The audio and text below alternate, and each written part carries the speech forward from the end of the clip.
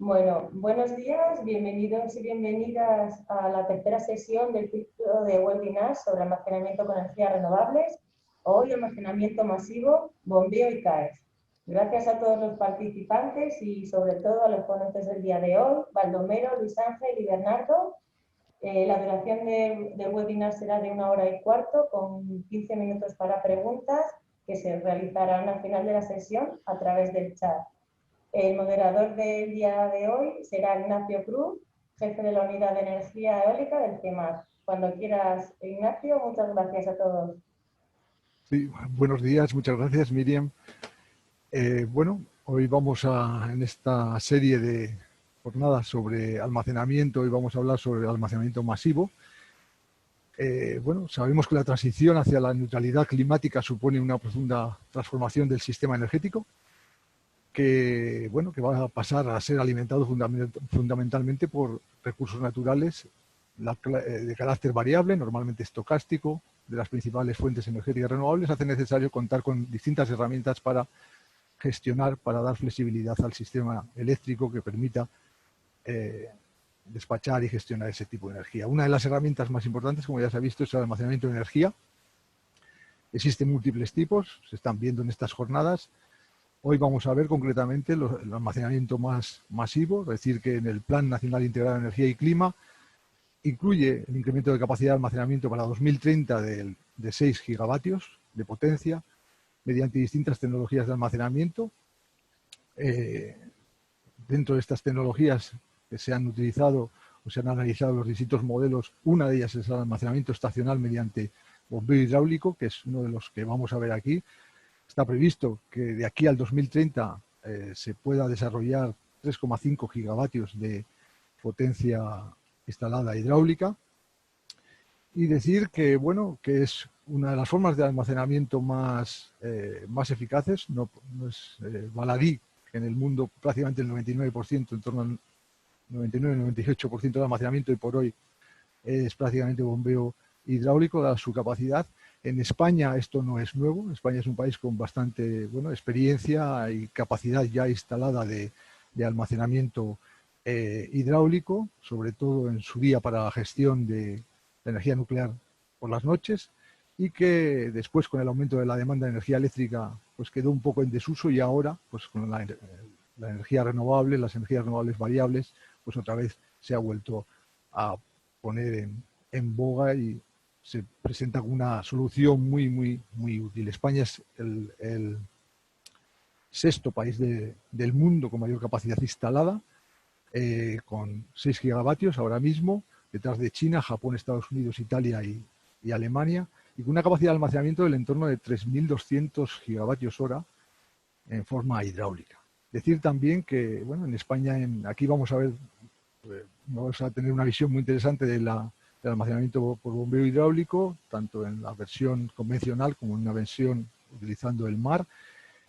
Y decir que también España es pionero en almacenamiento hidráulico en islas, como es el proyecto de mencionar el proyecto de la Isla del Hierro y el futuro proyecto hidráulico de Chía-Soria, en Gran Canaria.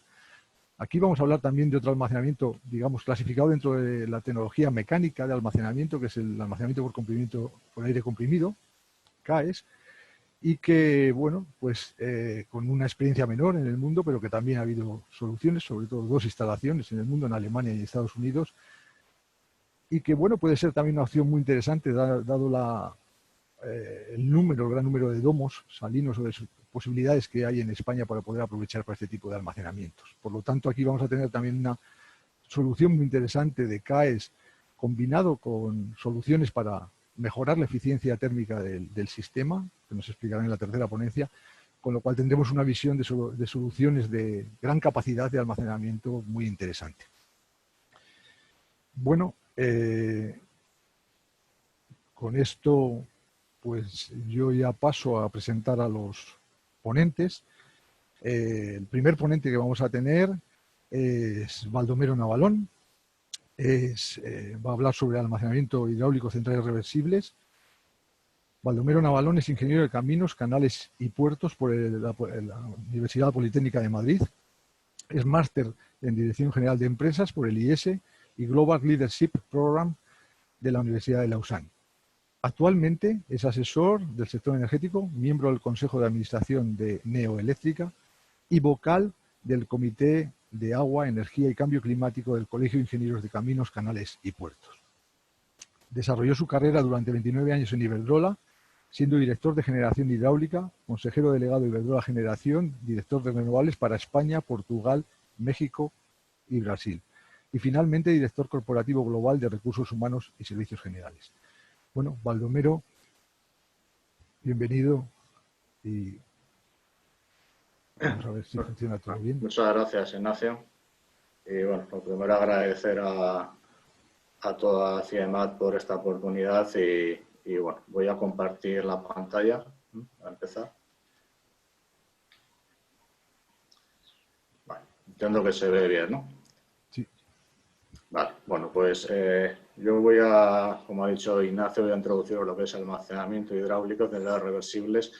Yo creo que esto es un tema que en principio todos conocemos y no es un tema, digamos, no es una tecnología novedosa para nadie, como pueden ser las baterías. Vamos a ver si pasa la presentación. Ahí está. Bueno, no me voy a entretener en este tipo de cosas. Ya sabéis todo lo que es un bombeo, ya sabéis todos, hablamos de una central reversible y únicamente, bueno, pues como sí para ambientar después lo que me puede interesar, que tiene que ver más con que, bueno, los elementos fundamentales que veis ahí, para lo que vamos a ver son los embalses superior e inferior. En este caso estamos hablando de una central de pie de presa, ¿vale? Y luego, pues la otra modelo que solemos tener es la central subterránea, ¿no? Y bueno, pues el embalse superior e inferior serán embalses, serán depósitos artificiales, pero bueno, el esquema yo creo que es de todos conocido y no me voy a parar en él, ¿no?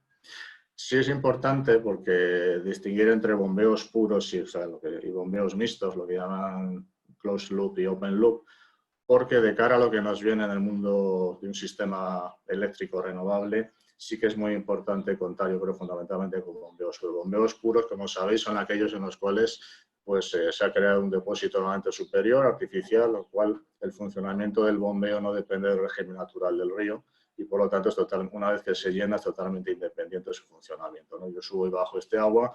Si te he puesto ahí dos ejemplos. Un ejemplo en el lago Michigan, de 1800 megavatios, y otro en Alemania. Veis, son muy similares, un depósito arriba, más o menos alto, una central subterránea o no, pero lo importante es que este es el modelo, digamos, que típico en todos los sitios, ¿no? Y ya aprovecho para decir la potencia de la que estamos hablando. Aquí hablamos de miles de megavatios o cientos de megavatios y hablamos normalmente, algunas centrales, como veremos después que nos contará Luis Ángel, pues el orden de los 50, pero ampliables, pero hablamos de energía, hablamos de gigavatios hora, no de megavatios hora de almacenamiento.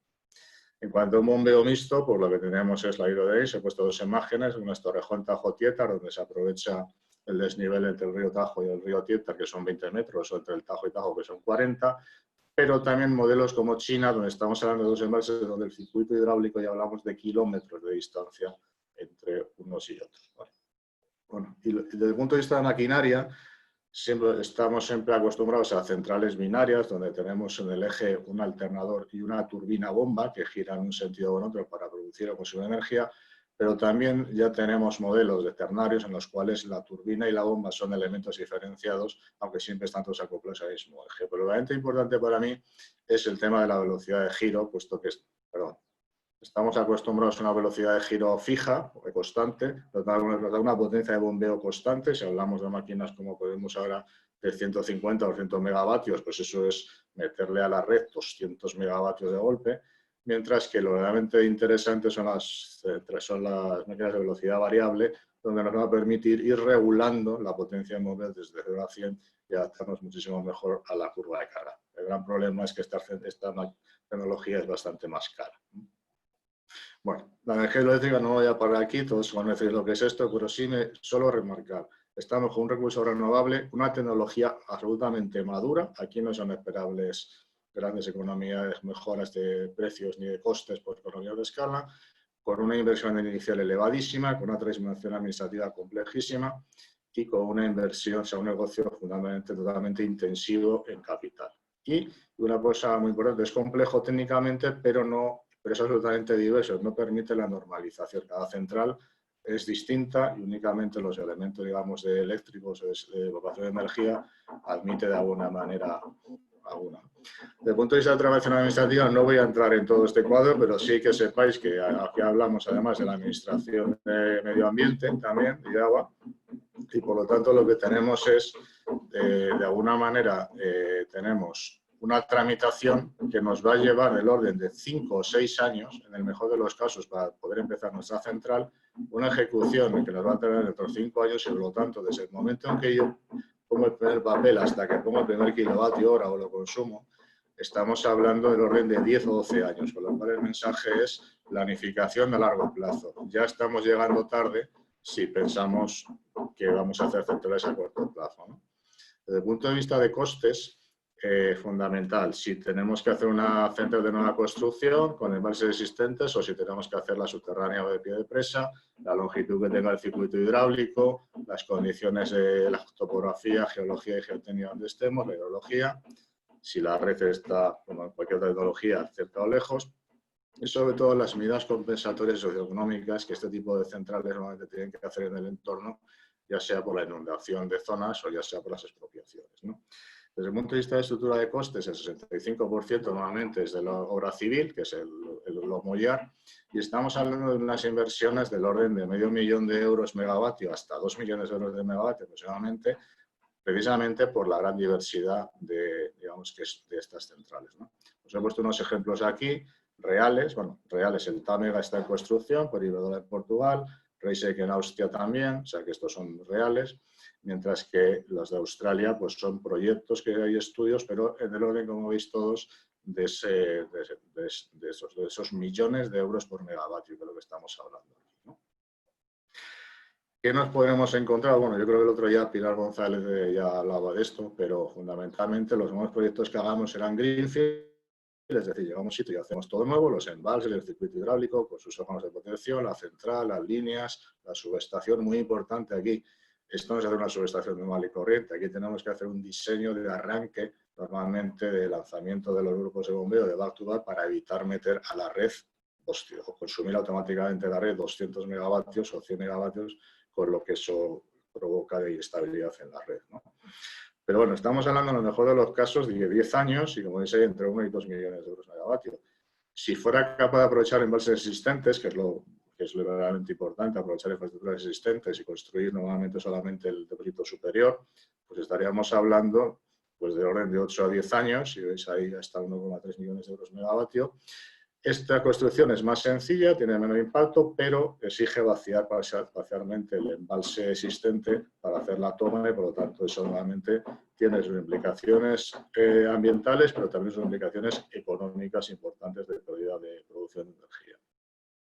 Lo mismo tendríamos entre dos embalses, donde estamos hablando entre 6 y 10 años, si veis ahí de 0,5 a 1 millón de euros de megavatio, y luego también sería posible en centrales eléctricas ya existentes de turbinación pura, entre dos embalses en cascada, sustituir una turbina por una bola. Esto no es sencillo, no siempre es viable, hay que modificar el circuito hidráulico, puesto que los elementos de protección que yo tengo para turbina los tengo que poner también después en el circuito de bombeo, hay que cambiar todo el control de la central, las protecciones, pero bueno, pero esto nos permitiría tal vez, en el mejor de los casos, poder tener en 4 o 5 años una máquina disponible, por supuesto, a menor precio.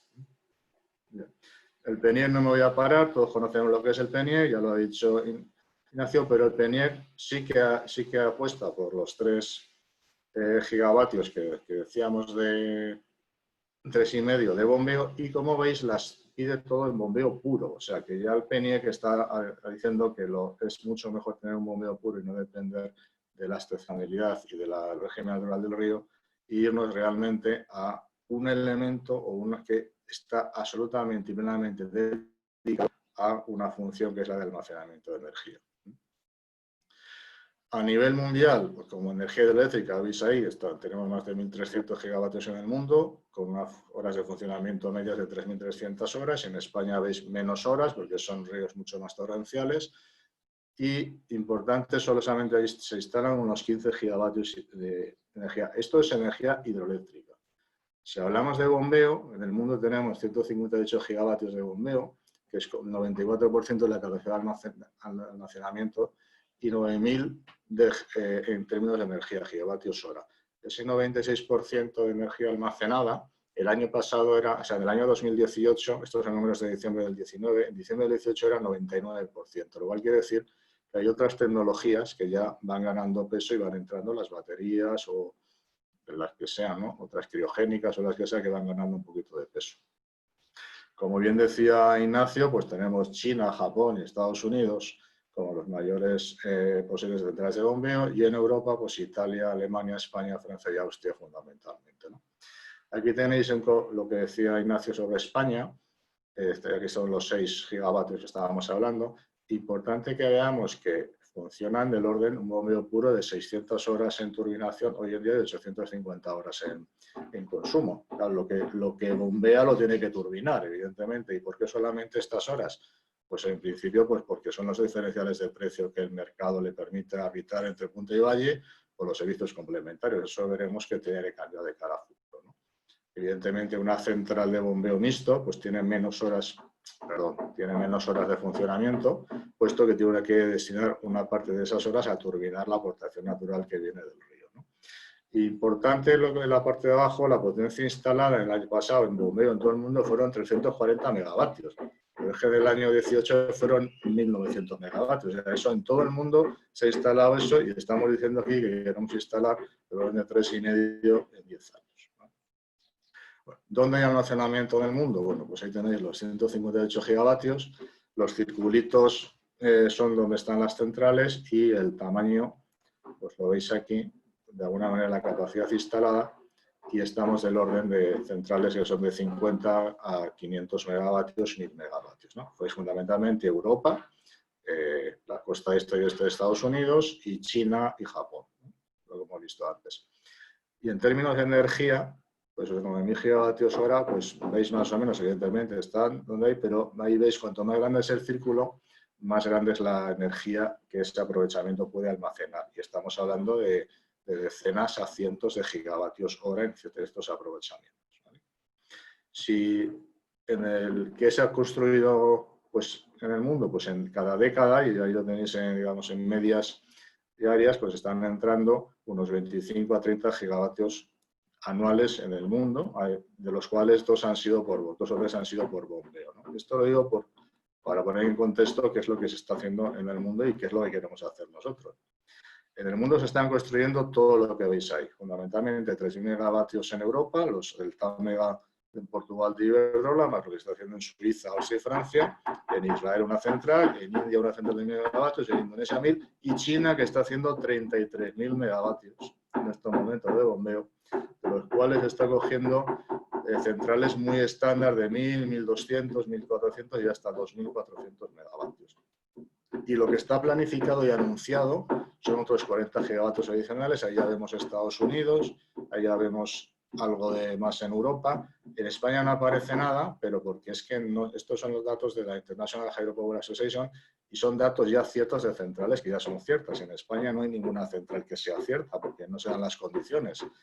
Pero estos son los proyectos, y esto es información pública, no pongo nada que sea confidencial, y habrá más que sea confidencial. Pues tenemos desde proyectos como el archiconocido Chira-Soria en Canarias de 200 megavatios, proyectos que no sabemos si serán o no, como Moralets 2 de Endesa de 400 megavatios, pues hidrocaleras que nos va a contar Luis Ángel, Aguayo de Oviedo y Araya Resol de 1.000 megavatios, los Belesar 3 a las Conchas de Naturgy, que están en proceso de autorización, Alcántara, que anuncia Iberdrola con un bombeo puro, y OHL, que ha anunciado pues, un bombeo de 356. Evidentemente, esto ya suma 3.000, no se van a hacer estos, todos, estoy seguro, serán estos, serán otros, pero existe estos y otros que no sabemos, porque no se han anunciado, pero que desde luego están ya pendientes. O sea que capacidad para hacerlo tenemos y proyectos tenemos. Vale. Entonces, hasta ahora, ¿un bombeo qué hacía? Bueno, pues un bombeo sabemos todos que se dedicaba a cubrir las puntas de demanda, por un lado, las puntas de demanda de la curva de carga de demanda diaria, ¿no? Las puntas de demanda, era una reserva hidráulica muy rápida para que el sistema pudiera hacer esto, y se dedicaba a incrementar la energía la demanda nocturna para que no tuviéramos que parar las centrales térmicas y nucleares que están funcionando para el día, ¿no? Y ingresar su dinero arbitrando punta y valle, siempre que haya un 30%, este proceso tiene unos rendimientos de orden del 70%, entonces siempre que haya un diferencial de 30% entre los precios de punta y valle, pues teóricamente esto ganaría dinero, ¿no? Evidentemente ingresa su dinero en los servicios complementarios y de ajuste, y luego existen unos pagos por capacidad. ¿Pero de dónde vamos? Vamos a un sistema eléctrico totalmente renovable que exige flexibilidad, rapidez de puesta y fiabilidad, es decir, potencia firme. Entonces, el almacenamiento tiene que integrar las energías renovables, pero desde un punto de vista no solamente diario, sino también estacional. En cuanto a las solar fotovoltaicas, sabemos que es un tema puramente diario, puesto que funciona de unas horas y luego dejamos de tener esa energía otras horas. Hay unas rampas, con lo cual ese almacenamiento puede ser diario, pero el eólico, los días de exceso de generación eólica, hay que intentar almacenarlos para periodos de otros meses, incluso hablo de meses, semanas y meses en los cuales no tengamos ese viento, y eso solamente lo puede hacer un bombeo, un gran bombeo. Desde el punto de vista de sus servicios complementarios, es evidente que va a seguir siendo la importancia de regular la frecuencia, cada vez hay menos inercia en la red, puesto que las centrales térmicas o de carbón van cerrando, ¿vale? Es muy importante, van a crecer los servicios complementarios secundarios y terciarios porque va a haber necesidad de ajustar la demanda horaria de una manera mucho más grande, ¿no? Amplia. Nunca se ha pagado la reposición de servicio ante un cero de tensión de la red, que son las centrales hidráulicas las que lo hacen y los bombeos lo podrán hacer. Los pagos por capacidad, los había, se quitaron, pues evidentemente mecanismos de flexibilidad, pagos por capacidad, lo que sea, van a hacer falta. Y no voy a entrar en un tema muy de amplia discusión sobre si el bombeo tiene que estar a disposición de la gente que lo hace o a disposición del operador del sistema. Es decir, si el operador del sistema solo lo quiere para cuando lo necesita, lo tendrá que pagar, no tendrá que ganar su dinero arbitrando, porque si arbitra luego no estará cuando hace falta la capacidad de almacenamiento, etcétera, etcétera, ¿no? Bueno. Por lo tanto, para acabar, oportunidades, pues es evidente que es imprescindible el almacenamiento por bombeo, si queremos hacer una transición fiable. Tenemos la tecnología, es una tecnología madura, aprobada, de elevada eficiencia, que es muy intensiva en capital, que es a largo plazo. Tenemos un plan nacional que nos dice que la hagamos. Tenemos una estrategia de almacenamiento en marcha, en la cual todos hemos podido opinar y que se publicará próximamente, y que vas a ayudar mucho en la planificación y en la financiación de las inversiones, y es una oportunidad para, de alguna manera, crear empleo en todas estas zonas rurales. Pues a mí ya me habéis oído decir, los que no conocéis, que las centrales hidráulicas tienen la mala costumbre de no estar en las capitales de provincia, ¿vale? Pues están siempre en centros muy aislados, ¿vale? Ahora, tenemos unos riesgos, y es que a nivel mundial se están poniendo 2 gigavatios al año, pero es muy posible que, como todos estamos haciendo lo mismo en los sistemas eléctricos, eso se va a incrementar enormemente y es posible que se incremente hasta los 10 gigavatios año. Eso, por un lado, la gran incertidumbre que tenemos en la rentabilidad de las inversiones viene porque estas centrales, como hemos dicho, van a desempeñar un papel totalmente distinto en el sistema eléctrico. Sus ingresos dependen de los servicios que van a prestar y no sabemos a día de hoy la regulación, cómo van a ser, si van a ser regulados, si van a ser de mercado. Y ya un tema que tiene más que ver con el primero, con lo de los 10 gigavatios año, y es que van a subir enormemente los costes de las máquinas, las turbinas bomba, por incremento de la demanda, porque los suministradores se han concentrado enormemente. Quitando los suministradores chinos, solamente quedan 3 o 4 suministradores de verdad que puedan hacer centrales de este estilo en el mundo, o sea, máquinas, bombas, turbinas bombas de esta, y con fiabilidad, y evidentemente el sobrecoste de la velocidad variable, puesto que estas centrales, o sea, estas máquinas son un 30% más caras que las de velocidad fija. El proceso de aprobación administrativa y el desarrollo de la regulación del mercado son los mayores riesgos, sin duda, y creo que se lo estamos diciendo todos a la administración. Y evidentemente tenemos que acompasar este crecimiento con las renovables, porque si no, las renovables van a empezar a verter mucha energía y vamos a poner en riesgo ciertas inversiones de otros sectores. Y por mi parte, pues nada más, y espero haber cumplido el horario. Me paso un poquito. Bueno, a vuestra disposición para luego las preguntas que queráis.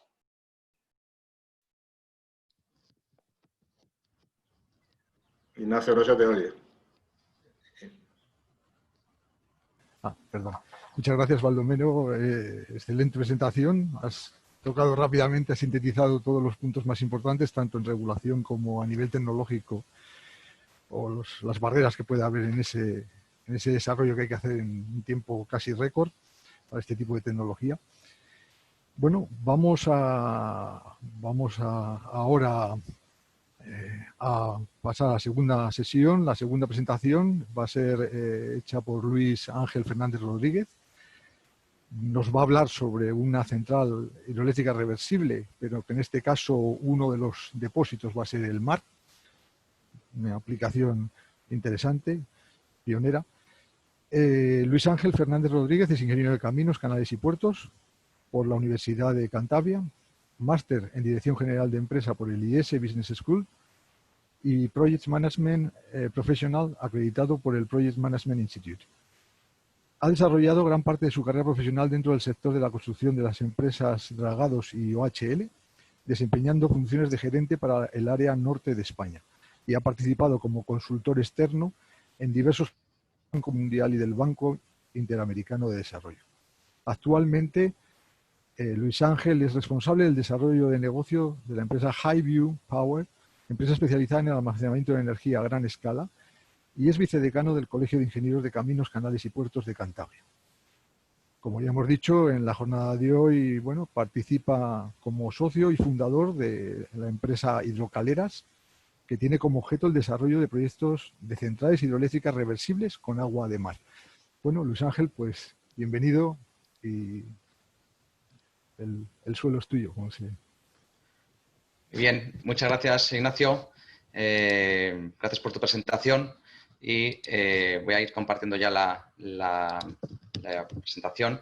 Muy buenos días a todos y quisiera iniciar mi intervención agradeciendo al CIEMAT la invitación a participar en este ciclo de webinars y darme la oportunidad de presentar el proyecto de Hidrocaleras. Igualmente, felicitaros por el éxito que están teniendo estas jornadas y trataré de ceñirme al tiempo asignado y no repetir muchas cuestiones que se han podido decir anteriormente en esta jornada o en otras anteriores. Es un placer, además, compartir panel con mi profesor, con Baldomero, quien es un referente en el sector y que ha explicado con detalle los sistemas hidroeléctricos.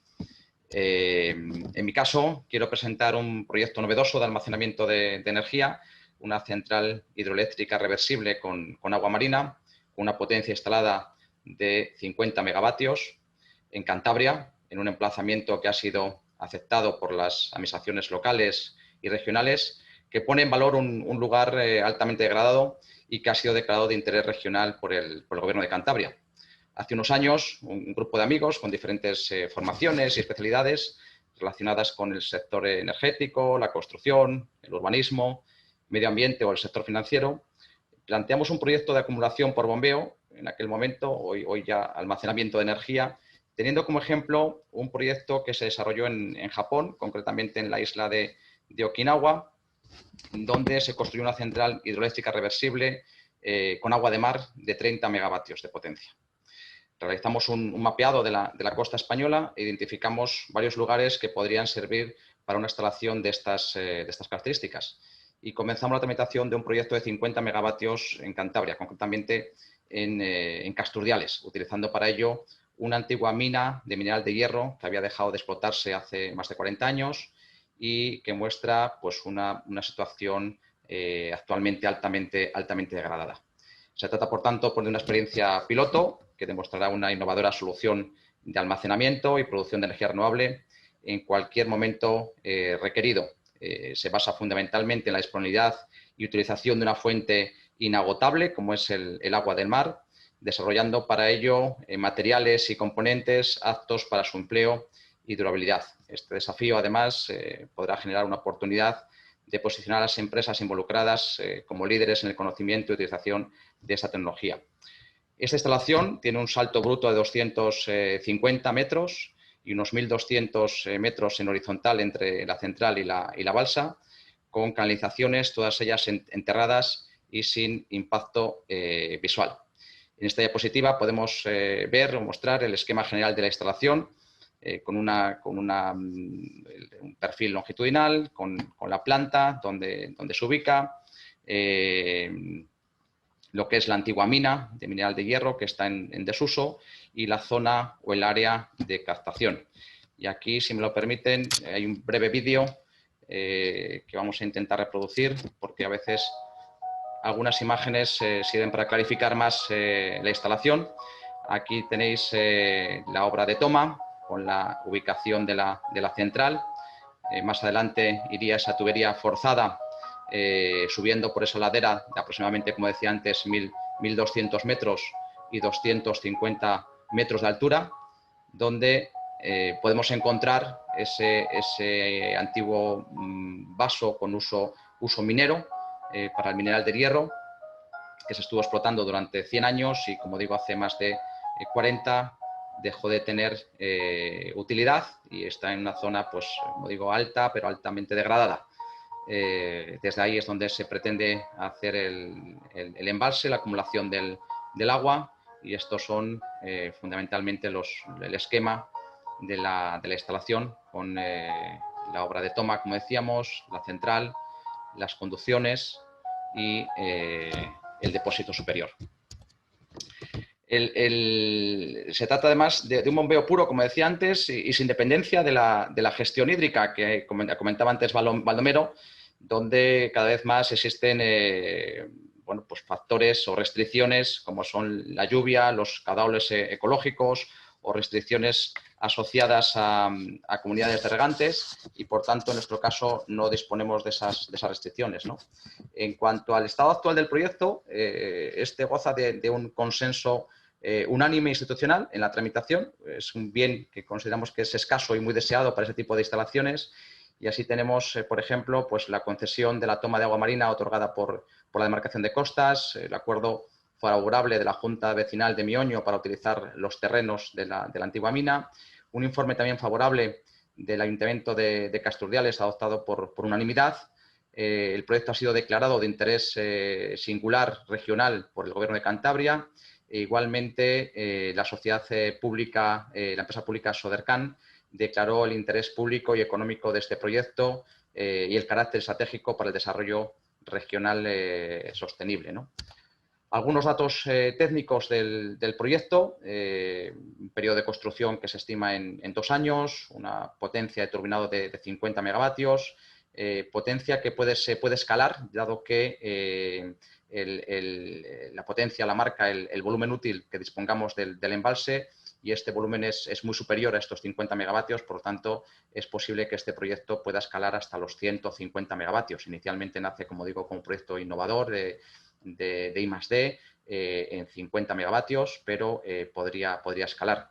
La capacidad de almacenamiento son unas 10 horas, 50 megavatios hora, por tanto. El volumen útil del embalse son 3,3 hectómetros cúbicos, actualmente tiene 3,8, pero todos los productos que se obtengan de la excavación del túnel o de las zanjas que sirvan para la conducción se depositarán en la parte inferior de la antigua mina. Caudales aparecen ahí, el salto bruto medio son 250 metros, como decía antes, y la longitud de las tuberías de 1.200 metros.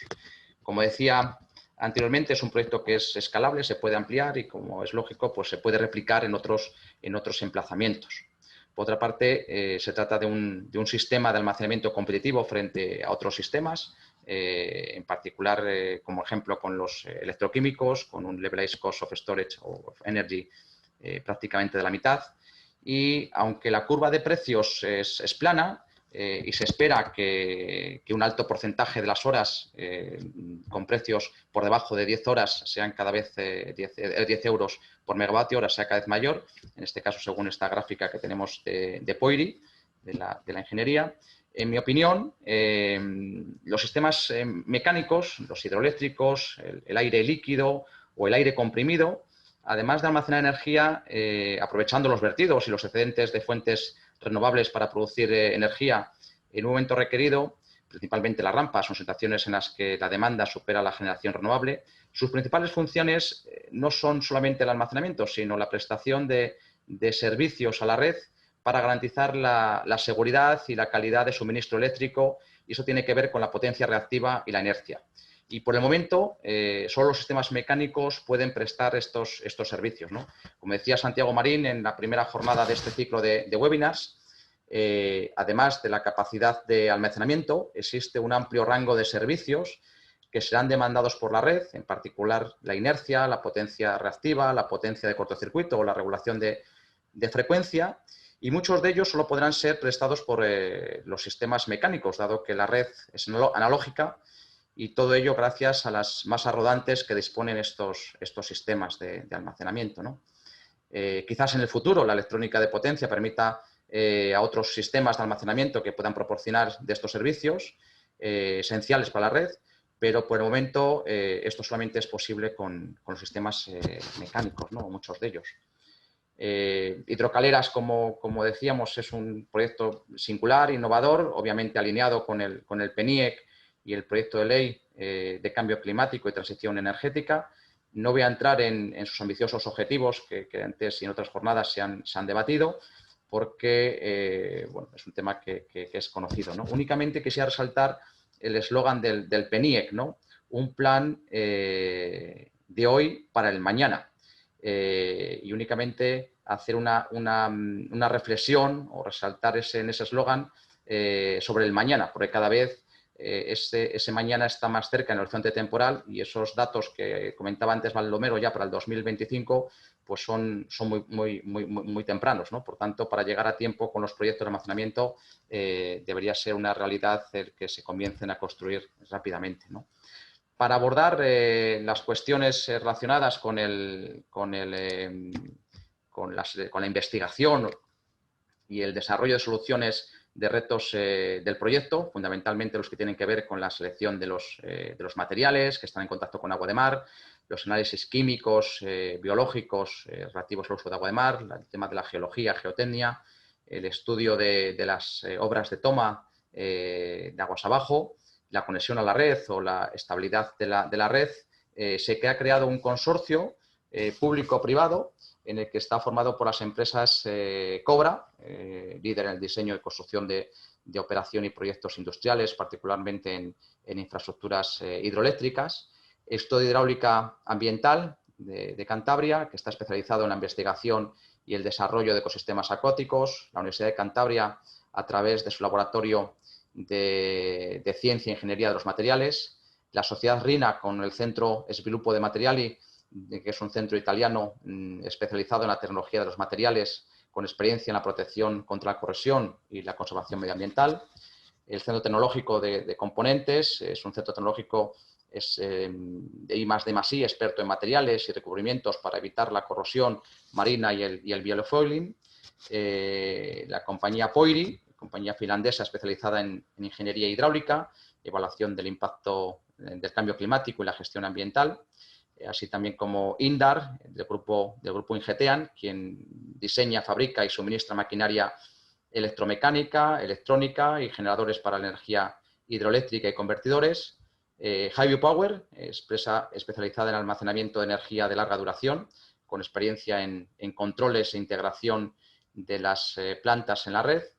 Y el Banco Santander, que actúa como observador, analizando los modelos económicos y financieros, valorando su viabilidad. Este consorcio es el que se ha creado para el desarrollo del proyecto, cuyos objetivos o impactos más reseñables son estos que en la presentación queda para compartir con todos ustedes, y fundamentalmente tienen que ver con facilitar la integración y la gestibilidad a gran escala de la energía renovable, obviamente con los objetivos de la seguridad del suministro y la calidad del mismo, la estabilidad de la red.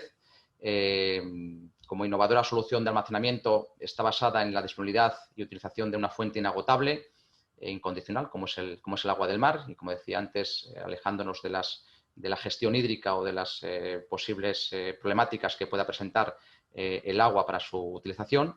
Se trata de una experiencia piloto en Europa, con un emplazamiento que es idóneo, repetible en otros lugares, y por tanto es un proyecto local, en este caso para Cantabria, pero global en cuanto que se puede repetir en otros lugares, escalable en cuanto a que se tiene posibilidad de ampliar la potencia instalada o tener, dicho de otra manera, también una duración o un número de horas una acumulación mucho mayor.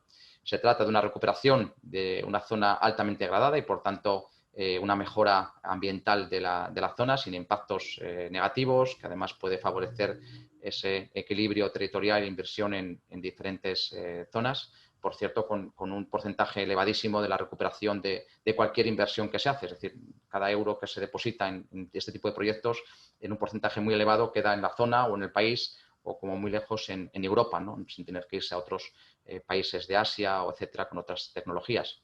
Tiene unos beneficios también sociales, como la mejora de accesos, la conectividad o incluso la prevención de incendios. Ese retorno de la inversión que comentaba antes.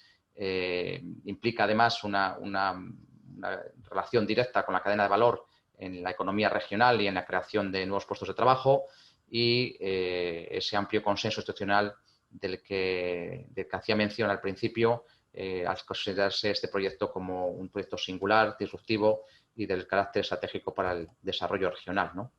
Así que espero haber cumplido con el tiempo y muchas gracias a todos por su atención. Muchas gracias, Luis Ángel. Sí, perfecto. En el tiempo prácticamente hasta 2 minutos más o menos vamos por delante.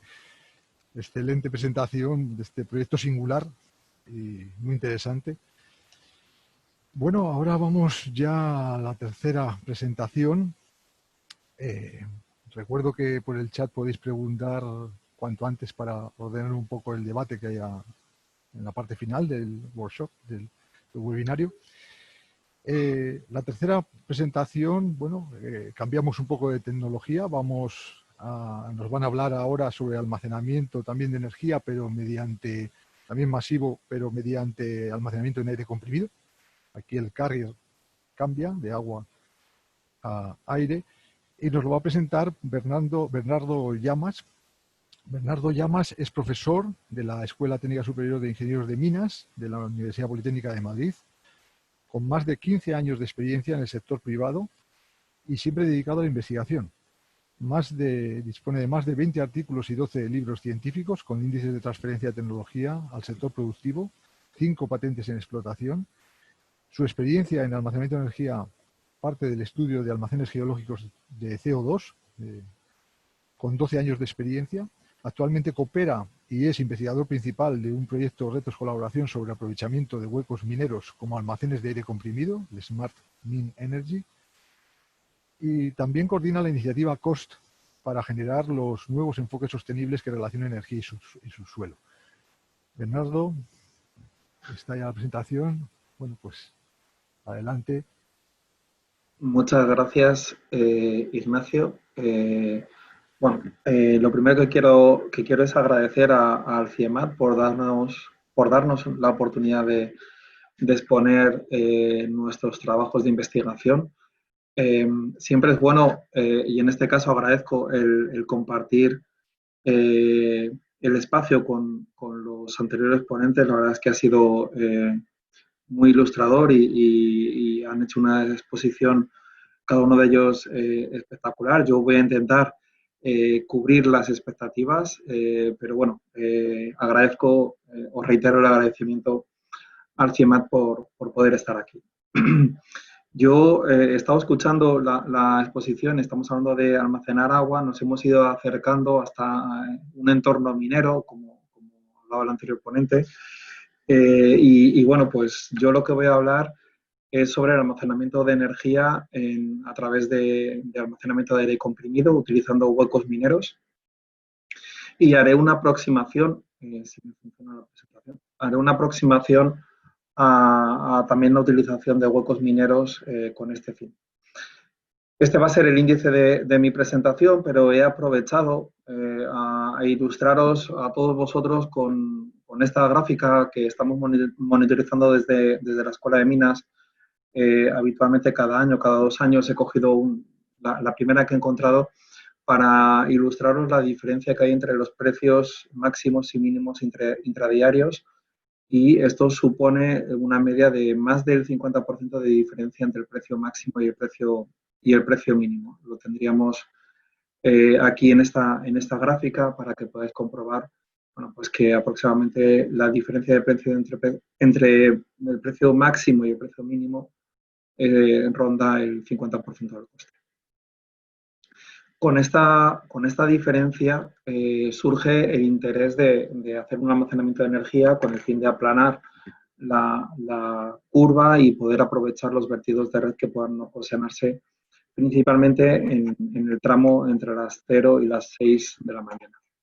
Pero además, el mercado energético está sumido en una profunda necesidad de cambio como consecuencia ya no del protocolo de Kioto, sino que ya el protocolo de París y la directiva que ha surgido del protocolo de París marca unas tendencias de reducción hacia la neutralidad en el 2050, pasando por objetivos de menos 40% de reducción de emisiones de CO2 en el año 2030. Esto ha supuesto una mayor presión en el sector energético y la necesidad de cambiar el mix de generación, el modelo de generación, pasando de los combustibles fósiles que hasta hace una década suponían la principal fuente de generación de electricidad, está dando paso a mayor potencia instalada de energía eólica y fotovoltaica. Sin embargo, también lo he oído de los anteriores ponentes que hablaban de que hay que empezar a hacer las cosas de acuerdo a la política o las proyecciones de la Comisión Europea. En ninguno de los escenarios conseguiremos alcanzar el objetivo de menos 40% en el año 2030. Por lo tanto, es necesario pasar a la acción, es necesario apostar por nuevas tecnologías que permitan pues, reducir las emisiones de CO2 y, como voy a intentar justificar, el almacenamiento de energía puede ayudar a este objetivo. ¿Cómo puede ayudar? Bueno, pues como veis aquí, son datos de Eurostat. La potencia instalada en Europa sobre eólica ha seguido creciendo. España se ha estancado como consecuencia de la primera crisis.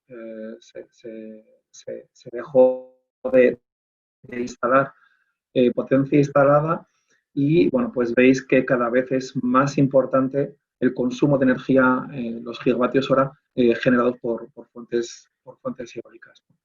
Sin embargo, uno de los principales defectos de estas fuentes renovables intermitentes, que es así como se reconocen en la ciencia, es su bajo factor de carga. Y lo tengo aquí ilustrado en la figura de abajo, ¿no? Apenas supera el 25% a nivel español, y en Europa el factor de carga de estas tecnologías eólicas está por debajo del 25%.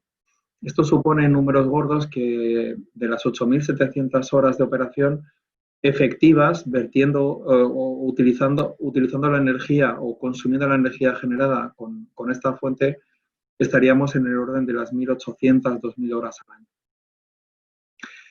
Según los datos de la Unión Europea, en el año 2017 se produjo en toda la Unión Europea un vertido de red, es decir, energía generada no consumida, de 17 teravatios hora. Esto supuso una pérdida de 850 millones de euros.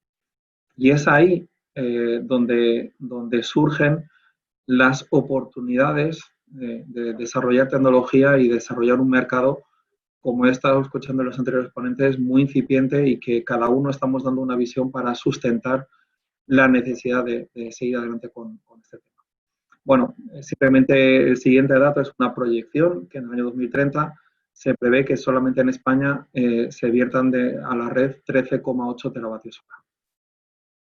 Por lo tanto, con el fin de aumentar la seguridad de suministro de estas fuentes renovables intermitentes y aumentar la seguridad de suministro, es necesario focalizarnos en sistemas de almacenamiento de energía de forma masiva.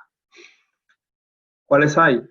Pues a lo largo de todas estas sesiones organizadas por CIEMAT hemos estado viendo diferentes opciones, y la que nos estamos centrando hoy es la que he marcado con una flecha. El bombeo de agua, el almacenamiento de aire comprimido y, ¿por qué no?, la transformación de la electricidad en un componente químico como es el hidrógeno, con el fin de poder almacenarlo. He querido he querido hacer una muy breve discusión sobre las tres opciones, pero Baldomero lo ha ilustrado muy bien al principio. El 98% de la energía que hoy en día se está almacenando utiliza la tecnología de bombeo de agua. Por lo tanto, podemos estar hablando que es una tecnología masiva en su utilización y, bueno, pues suficientemente madura.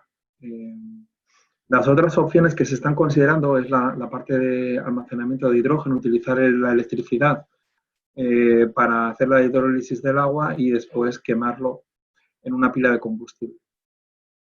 El rendimiento de este proceso apenas supera el 30 y tantos %. He querido ilustrar la eficiencia energética de los dos principales componentes, electrolizador y pila de combustible, y esto es lo que hace de freno a la hora de implementar estas tecnologías para el fin de almacenamiento de energía, ¿vale?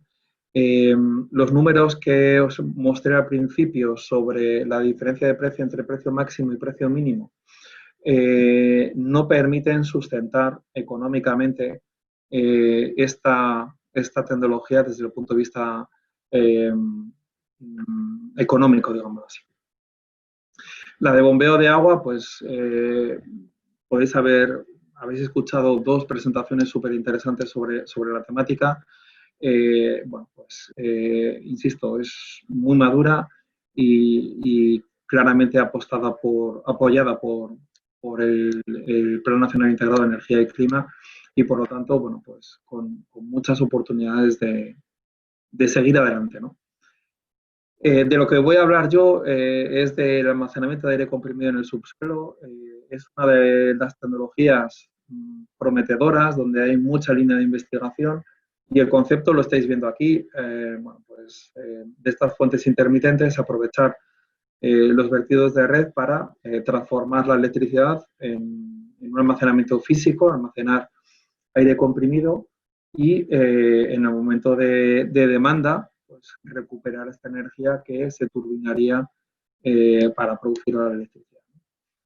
Como digo en esta figura, y no quiero extenderme demasiado sobre las condiciones técnicos y económicos, simplemente mencionaros que hay que tener en cuenta ambos criterios a la hora de tomar la decisión de la ubicación.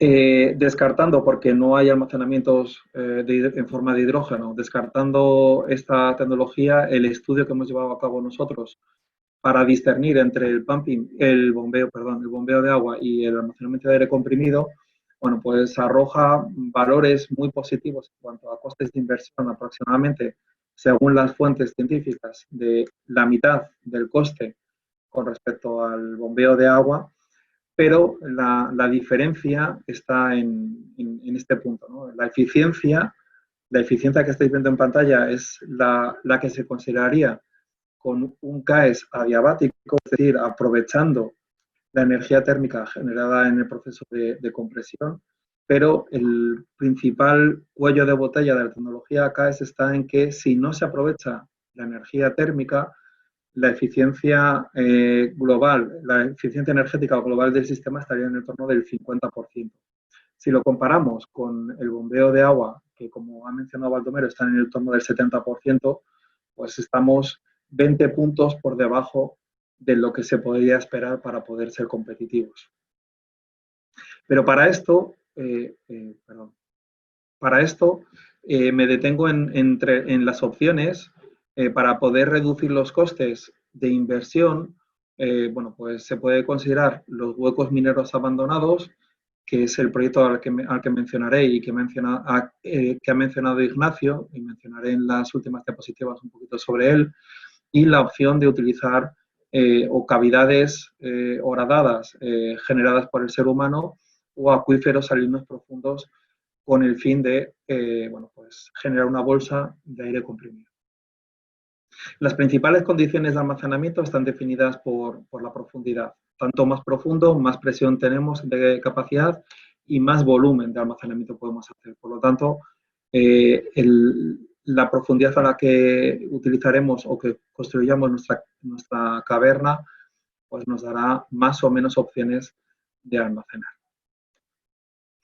Bueno, aquí os he puesto una breve discusión sobre las tres opciones de almacenamiento en el subsuelo y, bueno, pues también aportando un poco de información sobre los dos emplazamientos en estado comercial que están en Alemania y en McIntosh. Tienen potencia instalada no me acuerdo muy bien, pero estaríamos hablando de 200 megavatios. Mira, está aquí 60 megavatios de potencia instalada y 50 megavatios de potencia instalada en un lado y en otro.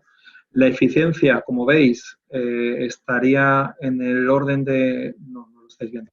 La eficiencia de los dos sistemas estarían en el orden del 50%, y esto es debido a que no tienen aprovechamiento de energía térmica.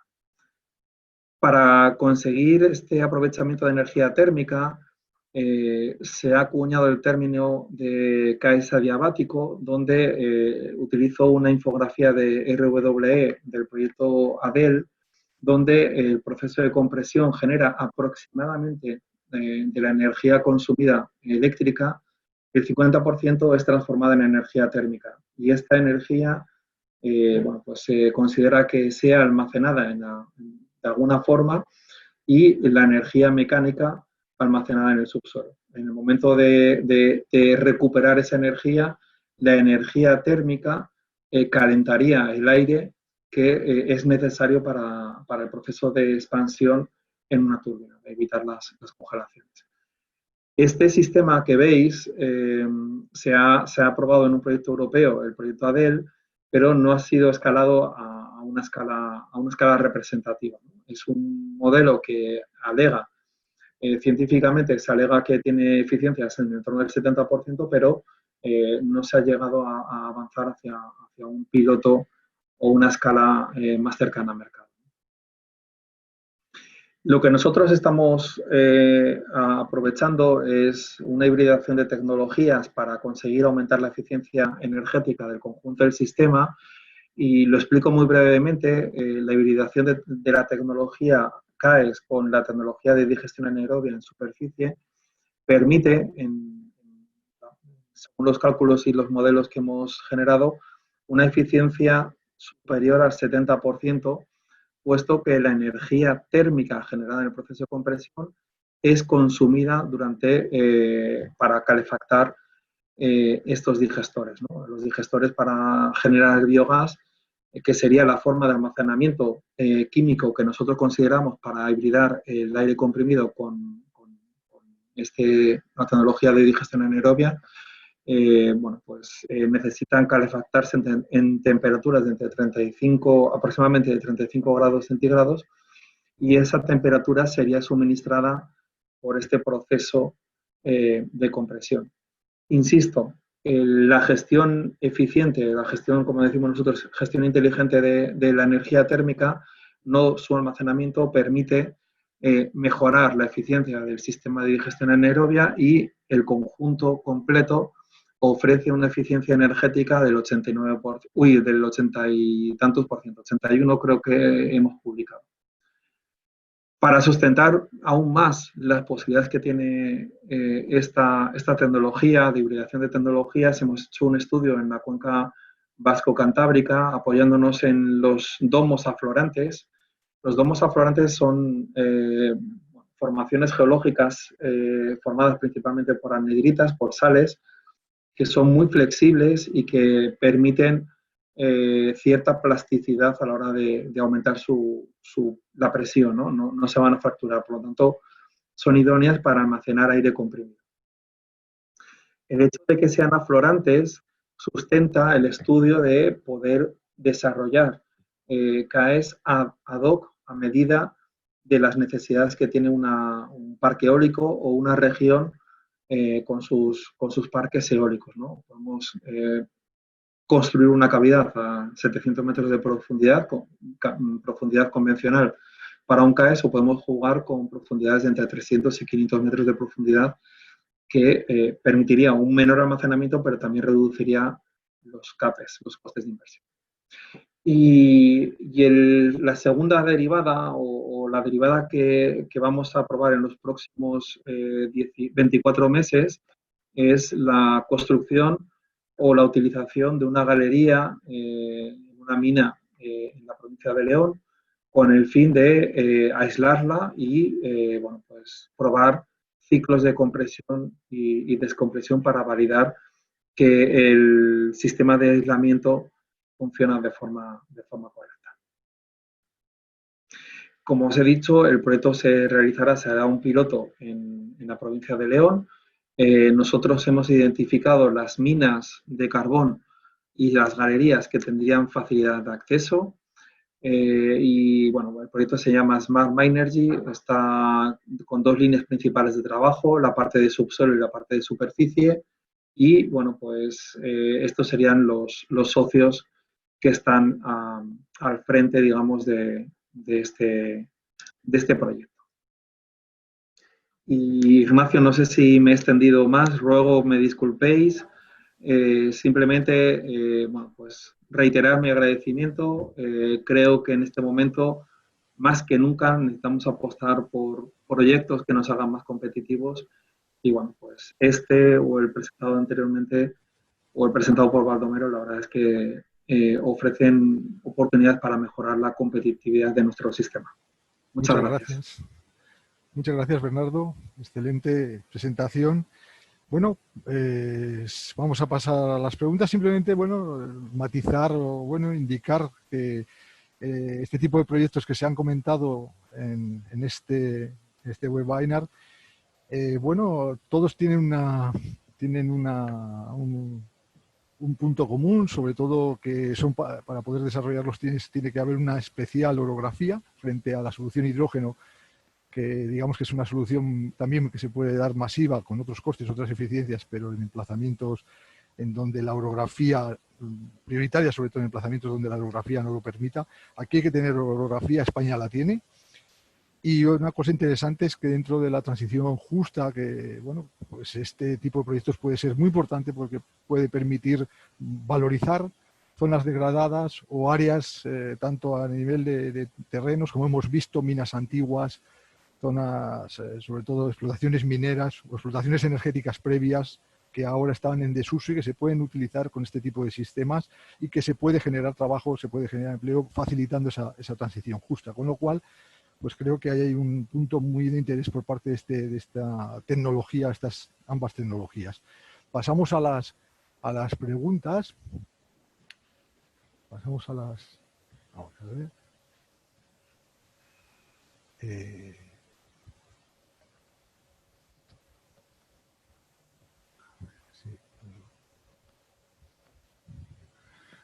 Bueno, ha habido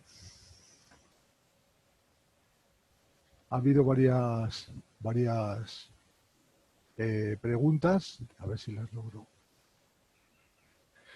Ha habido varias preguntas, algunas relacionadas sobre todo con el tema de regulación, reglamentación, como se esperaban. Vamos a ver. Ha habido sobre todo, pues, en el tema de regulación, no puedo poner el chat delante. Vamos a ver una pregunta para Baldomero, sobre todo qué medidas se pueden proponer para agilizar la tramitación administrativa de los proyectos de bombeo, tanto para nuevas instalaciones como para modificación de instalaciones actuales. Pues lo primero, disculpar porque creo que durante mi presentación ha habido algún que otro ruido. Me cambio de sitio y espero a ver si nos podemos terminar sin ello, ¿vale? Bueno, yo creo que la tramitación administrativa, fundamentalmente, así lo hemos transmitido a la administración, a las administraciones, lo fundamental es que se cumplan los plazos. O sea, más allá de que se reduzcan los plazos administrativos, que sería deseable, es que se cumplan los plazos. O sea, las tramitaciones ambientales de cualquier proyecto, y especialmente los energéticos, se dilatan en el tiempo, no tanto porque los plazos sean grandes, sino porque las administraciones no responden a las consultas. Y políticamente parece incorrecto tramitar una cosa sin que una administración haya opinado, cuando el silencio administrativo debería ser silencio administrativo positivo, ¿no? Pues sería deseable también que se pudieran solapar ciertas autorizaciones de agua y energía o de agua y medio ambiente y no sean todas secuenciales, pero fundamentalmente el tema está en que se cumplan los plazos. Bueno, hay también dentro de la parte administrativa también hay varias preguntas, sobre todo relacionadas con la tramitación ambiental de los proyectos. Sobre todo, en el caso del proyecto de Hidrocaleras, nos preguntan cómo está de avanzada la tramitación ambiental del proyecto y qué plazos estimas para su finalización. Y también hay una pregunta asociada con respecto a la inversión que requiere el proyecto, un poco comentar, y qué complemento o ayudas necesitaría para hacerse viable económicamente. Esa es un poco la pregunta con respecto a Hidrocaleras, la más representativa. Por favor, Luis Ángel. Sí, bueno, muchas gracias por las preguntas de Luisa, de Federico y de Miguel Hoyos. Bien, en cuanto a la tramitación, estimamos que es un plazo de 2 años, entre 18 meses y 2 años los que nos quedan por recorrido. Como decía anteriormente, el proyecto fue declarado de interés regional por el Gobierno de Cantabria y eso supone una tramitación reglada que tiene unos hitos, unas fases que cumplir y, como digo, pues la estimación está en torno a los 18 meses, ¿no? A partir de ahí correspondería ya el inicio de la construcción y, obviamente, con las licencias correspondientes. Y la construcción hablamos del orden también de los 2 años, ¿no? En cuanto al tema de materiales que he visto también por ahí y demás, ahí comentar lo que dije en la parte de la presentación en cuanto a que hay un grupo, un consorcio de empresas que forman parte con conocimientos acerca de la durabilidad y los materiales que pueden tener, estar en contacto con agua de mar, y fundamentalmente es la aplicación del conocimiento existente. Una de las empresas que forman parte de ese consorcio, además, está en la estructura societaria de Hidrocaleras. Se trata de Cobra, que tiene una gran experiencia en proyectos hidroeléctricos, también en temas de desaladoras, y, como digo, están habituados ellos también a utilizar este tipo de materiales y tecnología. Y más allá de eso, pues compañías como Boyd, Andritz o Hitachi Mitsubishi tienen un profundo conocimiento de este tipo de instalaciones. En el caso de Boyd, por ejemplo, pues tiene un estudio particularizado para un proyecto semejante al de Hidrocaleras, pero a una escala mayor, que es el proyecto de Espejos de Tarapacá, en Chile, en el desierto de Atacama, donde tenéis prevista una central de estas características, ¿no? En lo que va de siglo es cierto que no se han construido centrales hidroeléctricas en España de gran escala, quizás algunas repotenciaciones, muy pocas, y esto es debido a que la regulación hoy no hace rentable que estas instalaciones sean rentables, ¿no? Estas inversiones. Entonces falta un mercado de servicios donde este tipo de almacenamiento mecánico pues también pueda participar. Y, por otra parte, proyectos como Hidrocaleras obviamente requerirá de algún tipo de ayuda o de financiación para poder hacerlo viable.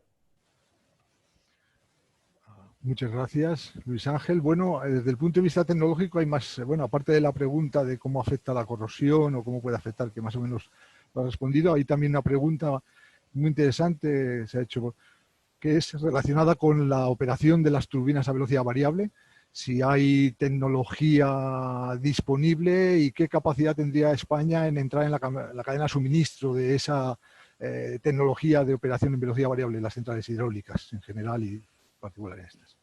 ¿Baldomero? Respondo yo, si os parece. Tecnología de velocidad variable existe en el mercado desde hace varios años. Todos los grandes fabricantes mundiales, ya sea pues Hitachi, Mitsubishi, si son japoneses, o los europeos, pues como puede ser Andritz, Voith, Alstom, aunque cada uno de ellos ya son, con nombre distinto, son los mismos, todos tienen tecnología de velocidad variable desarrollada, ¿vale? Por lo cual, por ahí no hay mayor problema. El problema, como decía, es el coste. Y en cuanto a la fabricación o no en España, que también he visto alguna pregunta y aprovecho para responderla.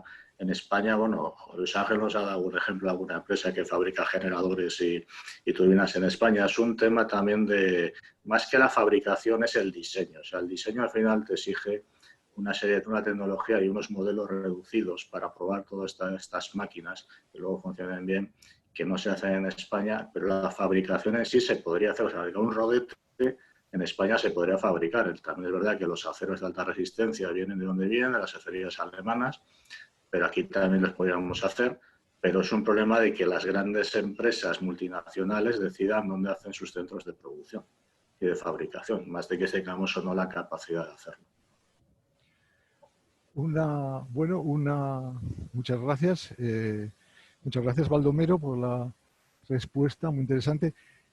Otra pregunta que hay relacionada, bueno, con ambos proyectos, pero bueno, igual más para Luis Ángel, es ¿qué capacidad de replicar hay de estos proyectos en España como el de Hidrocaleras? O sea, se ha hecho un estudio, hay que tener en cuenta, España tiene más de 4.000 kilómetros de costa y con orografía relativamente cerca de costa muy apta para este tipo de aplicaciones. ¿Habéis hecho algún estudio? ¿Hay posibilidades de más? Aparte de este proyecto, ya sé que todavía no hemos hecho el primero, pues mejor esperar, ¿no?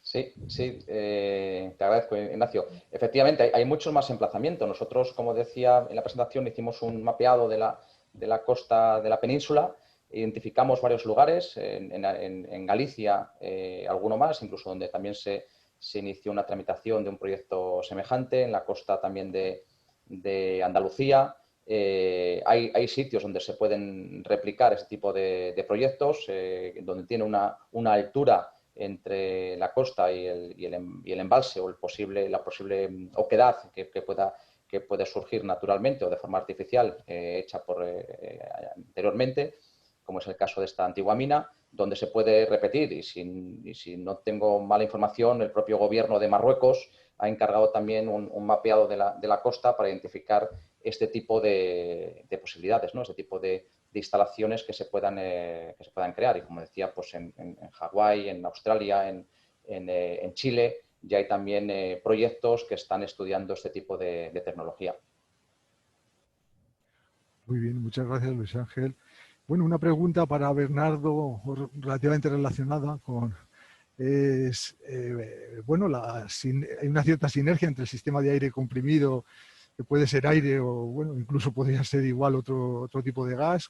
Se habla un poco del hidrógeno, se ha hablado en la presentación del hidrógeno.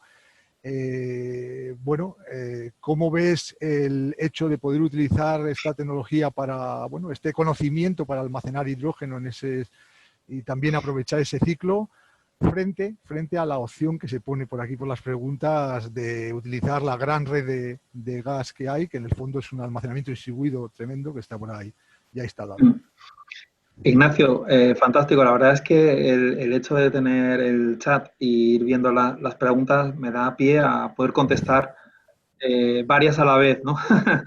Voy a aprovechar para contestar sobre la inyección de hidrógeno en la red. Obviamente es más eficiente que el consumirlo, digamos, en una pila de combustible. Nosotros estamos trabajando en la posibilidad de inyectarlo directamente, digamos, producir hidrógeno, inyección en la red de transporte, en la red de distribución, para evitar tener que pasar a una alta compresión, y es una opción muy interesante. Con respecto al tema del LAES, el tema de almacenamiento en forma líquida, esto no se encuentra en un desarrollo, digamos, no hay escala operacional, escala industrial, como sí que podemos tener las dos referencias que he mencionado en CAES, y es balancear, ¿no?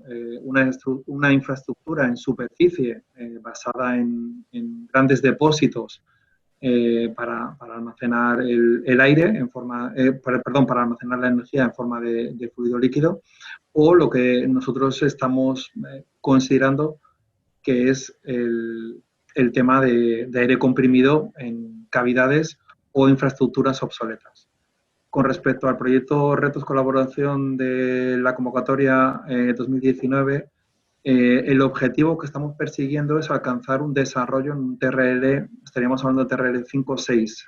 En la Fundación Santa Bárbara se va a construir se va a aislar un tramo de galería de entre 10 y 20 metros de longitud y nos va a permitir hacer las pruebas de almacenamiento. Obviamente, estamos centrados en la parte del contenedor. Hemos solicitado otra propuesta de proyecto más amplio, más ambicioso, con el objetivo de dotar el sistema de un TRL más avanzado, ¿no? en este tema, y no es por, Ignacio, me cortas cuando sea, el tema del Action Cost sustenta la necesidad de desarrollar conocimiento relacionado con energía y subsuelo. Somos ya 33 países, perdón, 110 investigadores de 33 países internacionales trabajando en la definición de estas tecnologías.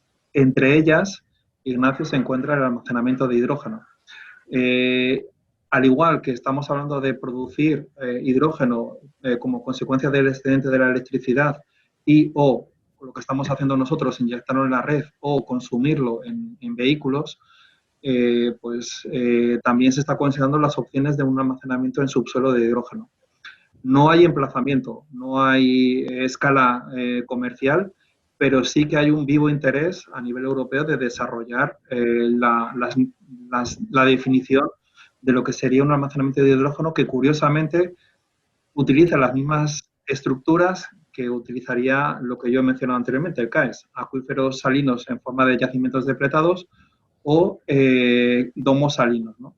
Por lo tanto, todo el conocimiento que se genere... No se te oye. ¿Hola? Sí, ahora sí, perdón. Perdón. Decía, y voy a concluir, con el objetivo de toda la investigación que se desarrolla en ciencias de la Tierra relacionadas con almacenamiento de aire comprimido va a ser fácilmente trasladable a la necesidad creciente que está surgiendo con el almacenamiento de hidrógeno. Ignacio, si me lo permites... Sí, sé lo que vas a preguntar, lo tenía yo, digo, no vamos a perder la oportunidad, no ha podido entrar aquí el sistema de aire líquido, se ha hablado en aire comprimido, curiosamente tenemos a representante de Highview Power en España, que es, vamos, con una tecnología, una patente en aire líquido, en aire por criogenia. Bueno, me gustaría hacerte la pregunta, sí, porque claro, no se ha presentado, esto es un poco raro, el hablar de una tecnología que no se ha presentado, pero simplemente es, ¿cómo ves? Aquí estamos hablando de muchos megavatios hora, o sea, estamos hablando de sistemas masivos, estamos hablando de muchos megavatios hora, los sistemas de líquido, aire líquido están ahí, la tecnología está ahí, ¿cómo la ves que pueda crecer? Pues sin lugar a dudas, pues con un gran potencial en España y en cualquier parte del mundo, ¿no? Pero España como uno de los mercados prioritarios para Highview Power, una empresa británica, pero con sede en España, que está especializada en almacenamiento de gran escala. Y cuando digo gran escala, pues me refiero a larga duración y alta potencia, a partir de 4 o 5 horas de duración y más de 20 megavatios de potencia. Es decir, que estamos hablando en instalaciones de más de 100 megavatios hora de energía almacenada. En Reino Unido, concretamente en Carrington, se ha comenzado ya la construcción de la que va a ser la batería más grande, la Cryo Battery, la batería más grande del mundo. Son 5 horas de almacenamiento, 50 megavatios, es decir, 250 megavatios hora. Recordemos que la planta más grande que hay hasta el momento de litio, concretamente la de Tesla, son 100 megavatios hora aproximadamente y con 1 hora de duración, ¿no? El caso de la Cryo Battery, el almacenamiento con aire líquido que desarrolla Highview Power y que tiene a TSK en las preguntas que Ruth Diego comentaba también, como epicista de referencia. Bueno, pues es una tecnología diferente a la del CAES y al almacenamiento hidroeléctrico, pero igualmente masivo, como digo, de gran escala y con un emplazamiento que no requiere de restricciones geológicas o topográficas como tiene las centrales hidroeléctricas o tiene el CAES, ¿no? Como digo, ya hay una planta que está en construcción de gran escala, hubo otras pilotos y comerciales. Próximamente se anunciará otra también de gran escala en las próximas semanas y pensamos que es una tecnología que por su modularidad, su fácil implementación, hablamos de 18 a 24 meses la instalación y unos sistemas industriales maduros conocidos como son la licuefacción del aire y la producción de energía una vez que se regasifica el aire líquido con turbinas y generadores síncronos asociados a la red, pues pensamos que es una tecnología que va a ser muy competitiva y muy interesante para el mercado español. Muy bien, muchas gracias, Luis Ángel. Bueno, pues ya estamos 5 minutos ya por encima de ya concluir un poco. Muchísimas gracias. Bueno, decir, como a modo de conclusión, decir que bueno, que está claro que no en todas las épocas de año se genera toda la energía que necesitamos y que vamos a necesitar, con lo cual va a haber que trasladar estacionalmente energía. Estas soluciones que se han hablado hoy, hasta ahora, hasta la fecha, son las que mayor potencial tienen y las que más se están utilizando en la mayoría de los países, con lo cual, pues bueno, habrá que trabajar en todas a poder ser y bueno, intentar aprovechar todas las posibilidades que nos dan para trasladar esa energía que en determinados momentos está en exceso a las épocas, no a las horas, sino a las estaciones o a los periodos en los cuales hay déficit de energía. Bueno, con esto, por mi parte, muchas gracias, Baldomero, muchas gracias, Luis Ángel, muchas gracias, Bernardo, excelente. Y yo creo que ya cerramos el webinario de almacenamiento de hoy. Y bueno, recordándoos que el próximo día hay otro, el próximo miércoles, el 14 de octubre, pues hay un webinario sobre almacenamiento térmico que estará pues tan interesante como los que hemos tenido hasta ahora. Bueno, pues muchas gracias también a todos los que estáis ahí, a todos los que habéis atendido y espero que os haya gustado. Y no sé si paso el control a Miriam, si está. Miriam, pues ya despido. Nada, muchas gracias a todos y nos vemos el próximo miércoles. Hasta Muy bien, luego. venga. Gracias, hasta luego. Gracias.